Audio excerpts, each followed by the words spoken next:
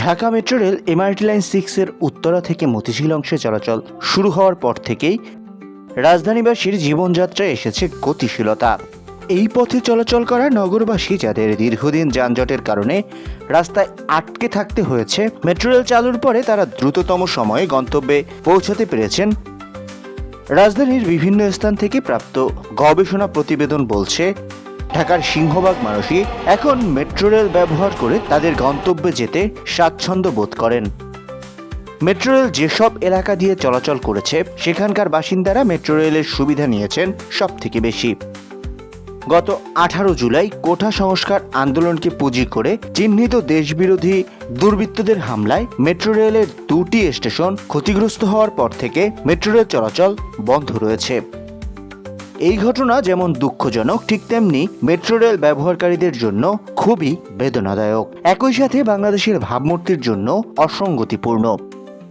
প্রধানমন্ত্রী শেখ হাসিনা নিজে ক্ষতিগ্রস্ত মিরপুর 10 স্টেশন পরিদর্শন করেছেন, যার দ্বারা বোঝা যাচ্ছে যে সরকার এই বিষয়ে কতটা গুরুত্ব দিচ্ছে। তিনি জাপানের রাষ্ট্রদূতের সঙ্গে সাক্ষাৎ করে ক্ষতিগ্রস্ত মেট্রো রেল স্টেশনগুলো দ্রুত চালু করতে জাপানের সহযোগিতাও চেয়েছেন। জাপান, যারা মেট্রো রেল প্রকল্পের প্রধান সহযোগী, তারা ইতোমধ্যেই সাড়া দিয়েছে। জাপানের রাষ্ট্রদূত জানিয়েছেন যে তারা প্রথমে ক্ষয়ক্ষতির পরিমাণ নিরূপণ করবেন এবং এরপরে বাংলাদেশকে সাহায্য করার পদ্ধতি নির্ধারণ করবেন। এর মাধ্যমে বোঝা যাচ্ছে যে আন্তর্জাতিক সহযোগিতা ইতিমধ্যেই পাওয়ার একটি দ্বার উন্মোচন হয়েছে। Dhaka mass transit company limited DMTCL একটি তদন্ত কমিটি গঠন করেছে, যারা 10 কর্মদিবসের মধ্যে একটি বিস্তারিত প্রতিবেদন জমা দেবেন। এই প্রতিবেদন থেকে আমরা মেট্রো রেল পুনরায় কবে চালু করা যায় বা চালু করা হবে এর একটি নির্দিষ্ট সময়সীমা জানতে পারব।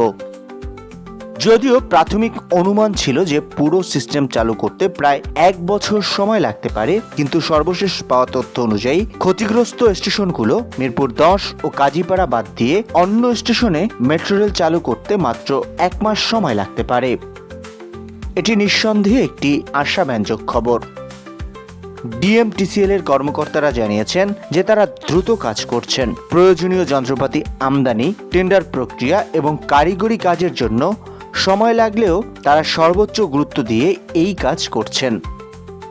এই পরিস্থিতিতে আমরা দেখতে পাচ্ছি যে সরকার, আন্তর্জাতিক সহযোগী এবং স্থানীয় কর্তৃপক্ষ সবাই মিলে একসাথে কাজ করছে মেট্রো রেল পুনরায় চালু করার জন্য। এর মাধ্যমে বোঝা যাচ্ছে যে বাংলাদেশের উন্নয়ন প্রকল্পগুলো কতটা সহনশীল এবং চ্যালেঞ্জ মোকাবেলায় আমরা কতটা দৃঢ় প্রতিজ্ঞ। আমরা আশা করছি যে অচিরেই ঢাকাবাসী আবার তাদের প্রিয় মেট্রো রেল ব্যবহার করতে পারবেন।